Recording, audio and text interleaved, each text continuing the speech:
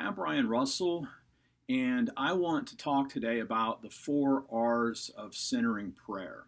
This is a shorthand for helping practitioners of centering prayer know what to do when you run into the thoughts that continually move through our minds in our work of sitting in silence before God. Now, the 4 R's go all the way back to the beginning of centering prayer and to the work of Thomas Keating, and in up to this day in the work of one of his students, Cynthia Bourgeault. And the 4 R's essentially are resist no thought, retain no thought, react to no thought, and gently return to the sacred words. And this shorthand are full of wisdom because they remind us of the central core of what centering prayer actually is, which is the surrender of our thoughts to the Lord and our return to the intention that we set at the beginning, which is simply what? To sit in silence before God. Because the reality is we can't control our thoughts. Some of our thoughts may be beautiful. Some of our thoughts may be completely embarrassing or even disturbing. Lots of them are just random things. But regardless, when we recognize that thoughts have grabbed our attention, so remember, centering prayer is not about attention. It's about our intention to be with God. So when we discover that a thought has grabbed our attention, we simply release it or them and return to the silence by the use of our word. So let's look at each of these 4 quickly. Resist no thought. One of the benefits of centering prayer is that it helps us to recognize literally that we spend most of our awake hours lost in loops of thoughts. Our minds bounce around endlessly from one thought and one topic to another. Buddhists call this the monkey mind. Just as if you picture a monkey swinging from one branch to another, that's essentially what's going on inside of our minds. Other people might call it being in the hamster wheel inside of our heads.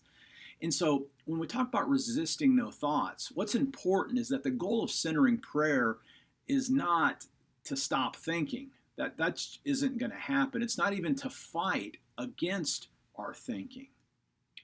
It's because that's impossible.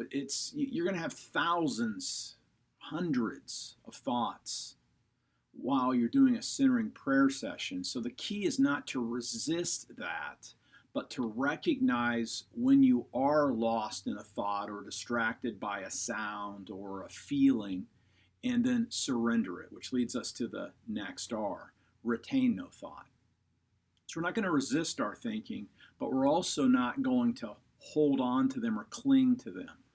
In centering prayer, we release the thought with our sacred words whenever we find ourselves paying attention to one. It's as simple as that. That's all the practice essentially is. But that's easy if it's a random thought, like if you're like, did I leave my keys in the car? Or did I remember to turn off the lights at the house? That's just really random.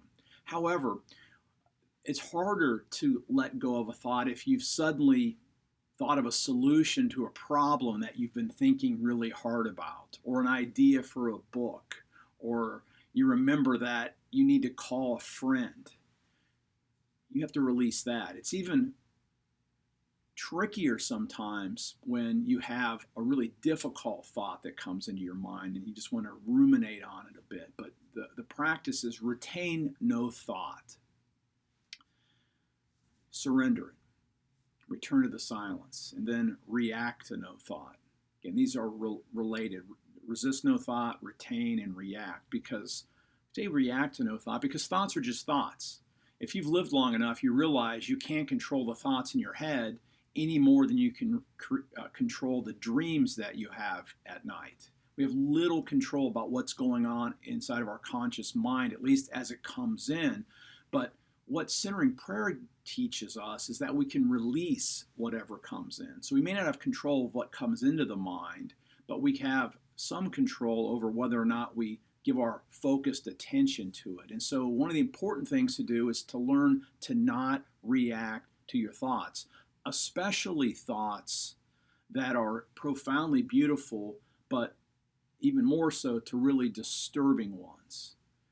We're not going to make any judgments on the thoughts that we have, because you may have an old, really hard memory or sad, difficult experience come back to you.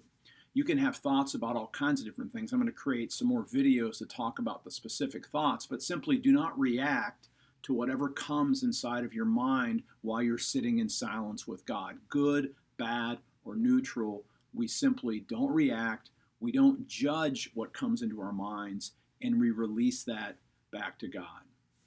Which leads us to that last piece, which is gently return to your sacred word. The elegance of centering prayer is its simplicity. It's all about our intention to spend time in silence with God. The sacred word that we use, and again, my sacred word is Jesus, but you could use really any one or at max 2-syllable words, but again, we're praying to God, so I like to use the word Jesus as a Christian. The sacred word, what it serves, it's not a mantra, so it's not to focus our attention on the word. The word simply becomes a vehicle of expressing our intention. I'm here, God, to be with you. That breaks our attention to the thoughts and moves us back to the silence. Again, those are the 4 R's. I hope that helps. If you have any questions, put them in the comments or contact me directly. Again, I'm Brian Russell. It's my privilege to share this formative practice of centering prayer with you.